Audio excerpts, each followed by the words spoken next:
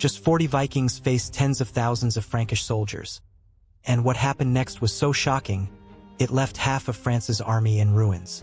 The year was 856, and the rivers of Francia were thick with dragon-proud ships. For decades, the Northmen, whom the Franks called Vikings, had struck like thunder upon the soft belly of the kingdom. They came not merely as raiders but as conquerors, demanding tribute, plundering abbeys, and burning villages from Rouen to Paris. Charles the Bald, king of West Francia, had spent his reign struggling to contain them. He raised armies, built fortifications, even paid vast sums of silver for peace. Yet the Northmen always returned, swift as ravens upon carrion. To the Franks, they seemed an endless tide of fire and iron. But on the River Seine, at a place called Pont de l'Arche, an event would unfold that defied all expectation. For there, not a horde of thousands, but a band of barely 40 Vikings would stand against the might of France's army and break it. The tale begins upriver, where a small fleet of longships, led by a chieftain known as Siegfried, anchored beneath the shadow of the forests. Siegfried was no king, no great warlord. He was a wolf among men, clever, ruthless, and hungry for glory. His crew were veterans of 100 raids, men who had bled in Ireland, England, and along the coasts of Brittany. Hardened by battle, bound by oaths, they carried the raven banners of Odin and Thor. When word reached them that Charles the Bald's host was gathering nearby, thousands of armored men-at-arms, levies, and mounted nobles, the Vikings should have fled. 40 against an army was madness. Yet Siegfried only laughed, his teeth flashing in the firelight. "Better to die with steel in hand," he declared, "than rot in cowardice. Let us teach these Franks that the wolf does not count the hounds before the hunt." The men roared their approval, striking shields with swords and axes until the night rang with thunder. They swore an oath upon the ravens. They would not flee, they would not yield. If death awaited them, it would be a death sung by skalds for 1,000 years. And so, 40 Vikings prepared to face half of France's army. The Seine would soon run red with blood. At dawn, the quiet banks of the Seine trembled with the tramp of thousands of boots. Charles the Bald's host had arrived at Pont de l'Arche. The banners of Frankish lords flapped in the summer wind. Golden crosses, lions, and eagles on fields of crimson and blue. Priests marched with relics, blessing the soldiers, declaring that God himself stood with them against the heathen wolves. From every province, men had been summoned, armored knights, mail-clad retainers, and peasant levies bearing spears and clubs. At their head rode Frankish nobles in gleaming helms, their destriers pawing the earth. This was no rabble, but one of the largest forces Charles had ever mustered. The plan was simple: trap the Viking raiders on the riverbank, crush them with overwhelming numbers, and erase forever the terror of their raids. Scouts had reported only a handful of dragon ships, barely a warband of 40 men. To the Franks, it seemed less a battle than a slaughter waiting to happen. From the deck of his longship, Siegfried watched the approaching tide of men. He saw their glittering mail, their massed ranks, their endless banners. Where another leader might have quailed, he grinned, as if the gods had sent him the very glory he had craved. "Look there," he growled to his crew, pointing with his axe. "An army fit for kings, and yet it comes to fall beneath 40 blades. Brothers, do you fear them?" The answer was a thunder of shields struck by iron, the guttural cry of men who had faced death too many times to flinch. The Franks advanced in formation, drums beating, horns blaring. They believed the Northmen already trapped, cut off from escape, outnumbered to the point of absurdity. Priests shouted from behind the lines, urging the soldiers to wipe the heathens from God's earth. But Siegfried had chosen his ground well. His longships lay moored by the narrow bend of the river, where the banks were steep and hemmed by marshland. Only a small number of the Frankish army could advance at once, forced into the bottleneck where the Vikings waited.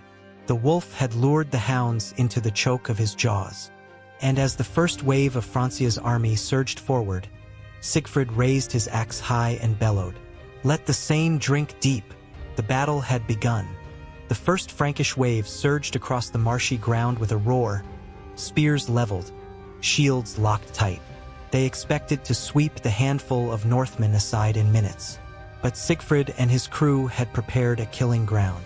The Vikings formed a tight shield wall at the narrow riverbank, their round shields overlapping, their spears bristling outward like the quills of a boar. Behind them, archers nocked arrows and hurled javelins, striking down the first of the Franks before blades even touched. Then the two lines crashed together with a thunder that shook the earth. Frankish spears jabbed, Viking axes hacked, shields splintered under the fury of impact. Yet the wall of Norsemen held. Every man fought not merely for life, but for honor, the oath they had sworn the night before. One Frankish knight, tall as an oak and clad in mail, drove his lance toward the Viking wall. With a roar, a Northman seized the shaft, yanked the knight from his saddle, and buried an axe in his skull before tossing the body back into the mud.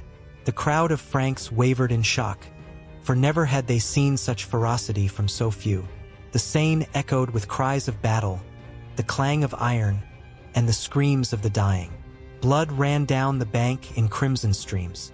Still, more Franks pressed forward, confident that numbers alone would overwhelm the heathens. Siegfried fought like a man possessed, his great axe cleaving helms and splitting shields. "Forward, brothers!" he shouted. 1 against 10, Odin counts. His men answered with howls, their voices carrying over the roar of battle like the cries of wolves. For every Viking that fell, 5 Franks died. The bottleneck turned the strength of numbers into chaos. The knights at the rear shoved those in front, crushing their own men against the immovable shield wall. Horses stumbled in the marshes, throwing riders to be slaughtered where they lay. Still the Franks came on. Wave after wave hurled itself at the Northmen, and still the line held. The 40 fought as though they were 400, every strike guided by fury, every step grounded in the certainty that they would either win glory or die eternal in Valhalla. By midday, the riverbank was heaped with Frankish dead. The army of Charles the Bald had not broken the Vikings. Instead, it was the Franks who began to falter. The tide was turning. The Seine ran red beneath the summer sun. Piles of corpses clogged the marshes, and the once proud banners of Frankish lords lay trampled in the mud. Yet still, the Vikings stood, a wall of battered shields and bloodied axes, unyielding against the tide. Siegfried's men fought shoulder to shoulder, their faces streaked with sweat and gore. Arrows bristled from shields, dented helms rang with glancing blows, but the line held. Every fallen comrade was dragged back, every gap instantly filled. The shield wall had become less a defense than a living beast, breathing, snarling, striking with deadly precision. The Franks hurled themselves forward again, knights in gleaming mail driving their lances, peasant levies screaming prayers as they swung clubs and spears. But the bottleneck betrayed them. Too many pressed at once, stumbling in the marsh, tripping over bodies. Their own numbers became a trap. A Viking named Rolf, massive as a bear, caught a knight's sword upon his shield, then swung his axe in a brutal arc that split both helm and skull. Another Norseman leapt onto the back of a fallen destrier, hurling a spear into the heart of a Frankish captain. The wolves fought not with discipline alone, but with cunning savagery, turning every moment of chaos into slaughter. From the rear of the Frankish host, frustration boiled. Trumpets blared, nobles screamed for the men to press harder. Priests waved relics and shouted that God would deliver victory. Yet the front ranks were too crushed to obey. Men gasped for air, penned between the marsh and the shield wall, unable to lift weapons before being cut down. Siegfried raised his axe high, his voice a thunderclap. 40 against thousands! Look how they break before us. His crew roared back, their cries carrying across the battlefield. To the weary Franks, those voices seemed less than human. Wolves baying for blood, spirits of the north made flesh. By now, panic began to ripple through the Frankish lines. Rumors spread that these were no men at all but demons, sent by Odin himself. Some levies broke and fled into the fields, casting aside their weapons. Others froze, unwilling to step into the slaughter ground where so many of their comrades had perished. The Wall of 40 remained, and before it, half of France's proud army was crumbling. The air above Pont de l'Arche was thick with the stench of blood and sweat. Flies already swarmed the heaps of corpses littering the banks, but still the clash rang out. Steel on steel, screams of men, the war cries of the north. By now, the Frankish army had lost all semblance of order. What had begun as a proud, disciplined advance was now a mass of bodies pushing blindly into death. Knights cursed as their horses stumbled in the mire. Peasants wailed as they were crushed beneath their own comrades. Trumpets blared in vain as commanders tried to rally their troops. No command could pierce the chaos. The Vikings pressed their advantage. Their shield wall, though dented and scarred, began to surge forward in short, brutal steps. Each thrust of a spear, each swing of an axe, carved deeper into the mob. Siegfried moved at the front, his great axe rising and falling like the stroke of doom itself. Every time it fell, another Frank lay broken. At his side, Rolf bellowed with laughter, his beard dripping with gore. "See how they fall. 10 for each of us already." Another warrior, young Eirik, sang a death song as he fought, his voice ragged but fearless. "Odin, I see you. The raven flies above me. If I fall, let it be in fire and blood." The song spread, the other Vikings taking it up, their voices carrying like thunder across the battlefield. To the terrified Franks, it was no song but a spell, a chorus of demons reveling in slaughter. The Frankish lines wavered. Some knights spurred their mounts to retreat, trampling foot soldiers as they fled. Levies dropped their spears and bolted, their commanders screaming in vain to hold the line. Even among the nobles, fear gnawed. How could 40 men defy thousands? How could mortal flesh withstand such fury? Charles the Bald himself, watching from a hill, felt his pride curdle into dread. His grand army, half the might of Francia, was breaking before a band of raiders scarcely more than a household guard. To press further was to bleed his kingdom dry. To retreat was humiliation beyond bearing. Still, the slaughter ground spoke for itself. The Seine ran crimson, the banks choked with Frankish dead. And the wolves of the north still stood, their shields locked, their eyes blazing. The breaking point had come. Francia's army no longer attacked, it was collapsing. The moment of collapse came suddenly, like a dam bursting. One line of Frankish levies, pressed too long against the shield wall, threw down their spears and fled shrieking toward the fields. Panic is a plague, swift, invisible, and deadly. Within moments, entire ranks were breaking apart, scattering into the marshes and trampling one another in their desperate flight. Siegfried saw it at once. His eyes gleamed with the fire of battle as he roared, "Now, wolves! Tear them apart!" The Vikings surged forward, no longer a wall but a storm. Their axes rose and fell with terrifying rhythm, hacking down the last pockets of resistance. Spears thrust into fleeing backs, blades clove through shields. The Franks who had stood so proudly at dawn now fell like cattle at slaughter. Knights tried to rally, their destriers rearing in the mire, but even they were swept up in the tide of panic. Horses bolted, riders thrown into the mud where Viking blades found them. Some nobles spurred for the safety of the rear, abandoning their men to the butcher's field. Others, trapped in the choke, drowned in the Seine as they tried to swim across in armor too heavy to bear. From the hilltop, Charles the Bald watched his army disintegrate. His face paled, his crown trembling on his brow. Half his host, thousands of men, were gone in a single day, broken not by another kingdom, but by 40 raven banners. His advisors urged him to retreat before the wolves turned their fury upon him. The rout was total. The once mighty Frankish tide now ebbed in chaos, leaving only bodies and broken standards in its wake. Smoke rose from abandoned tents, screams echoed across the river, and the name of the Northmen spread like fire through the fleeing survivors.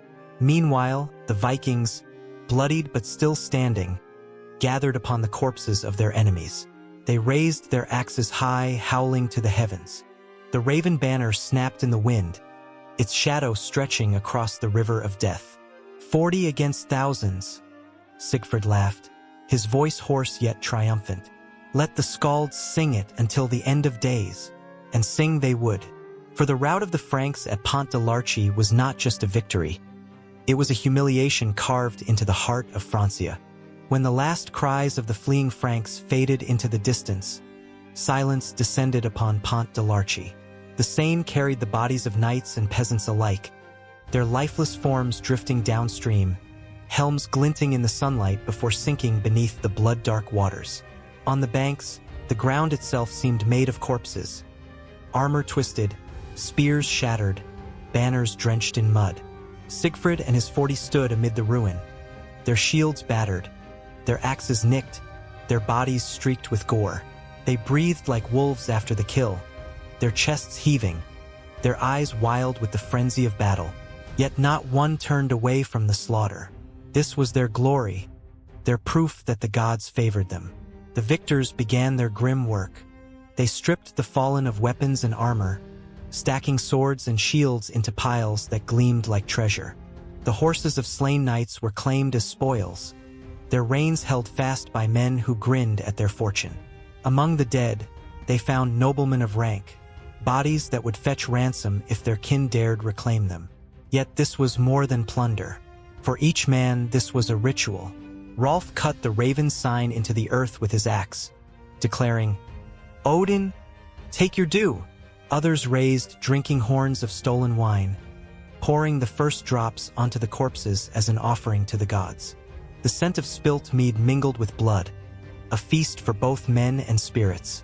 Atop the mound of slain, Siegfried raised his axe high. "Brothers," he shouted, his voice carrying across the field of death. "Here lies half the might of Francia. Not a king, not a kingdom, but 40 wolves brought them low. Let this river remember our names." A thunder of voices answered, shaking the very air.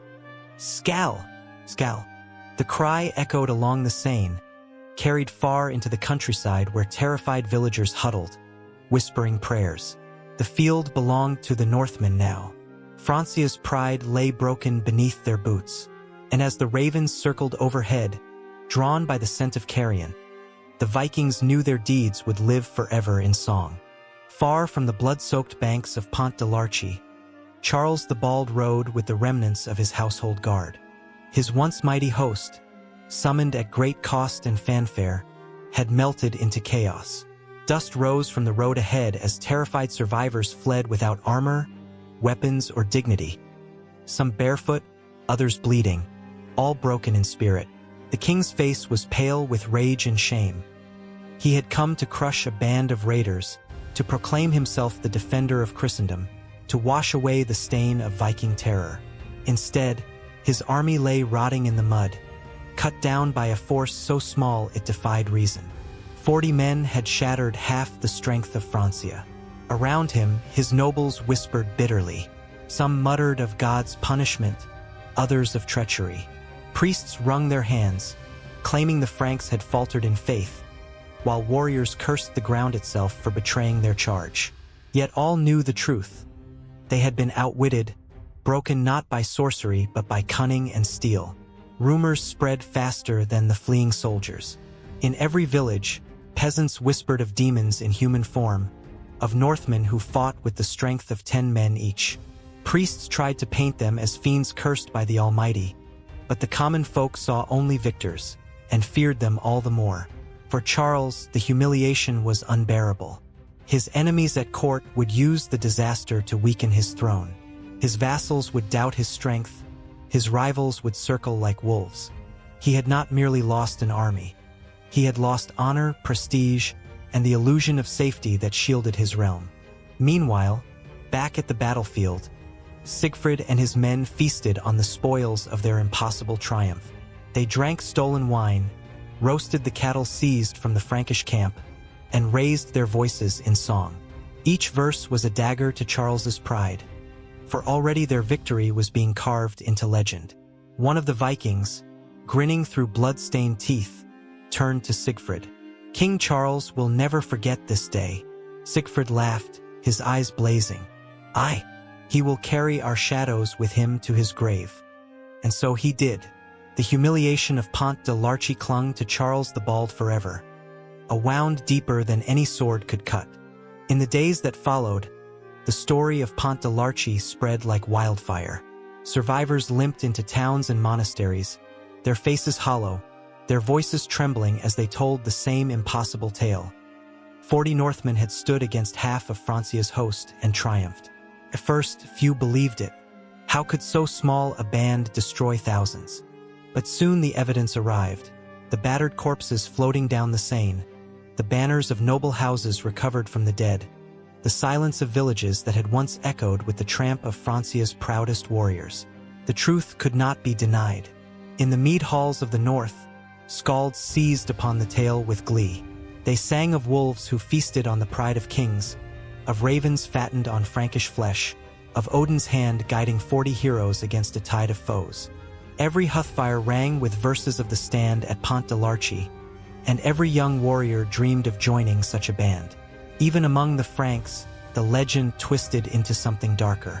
Priests warned their flocks that the Vikings were not men but demons cloaked in flesh. Mothers hushed their children with whispers, "Be still, or the wolves from the north will find you."